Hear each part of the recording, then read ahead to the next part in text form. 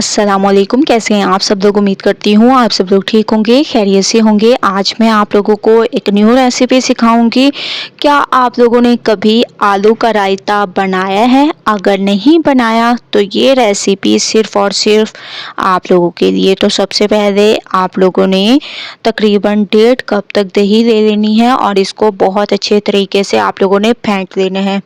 जैसे ही आप लोग देखें कि इसको अच्छे तरीके से फेंट लिया, इसकी गुठलियाँ ख़त्म कर दी, तो आप लोगों ने इसमें डाल देने हैं चाट मसाला। 1 चम्मच भरकर मैंने इसमें चाट मसाले का ऐड कर दिया। इसको बहुत अच्छे तरीके से मिक्स करना है।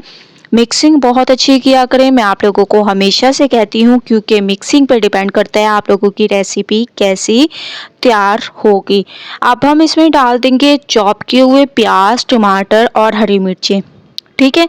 आलू के रायता में जब ये चीज़ें चॉप करके डलती हैं तो बहुत ही अमेजिंग टेस्ट आता है। बहुत ही ज़बरदस्त तरीके से आप लोग इसको एंजॉय कर सकते हैं। ठीक है। इन तमाम चीज़ों को आप लोगों ने बहुत अच्छे तरीके से मिक्स करना है। जब मिक्सिंग हो जाए तो 1 कप आप लोगों ने बॉईल किए हुए आलू ऐड कर देने हैं, जिनको मैंने ऐसे काट लिए हैं क्यूब्स में। तो आप लोग अपने हिसाब से इसकी कटिंग कर सकते हैं।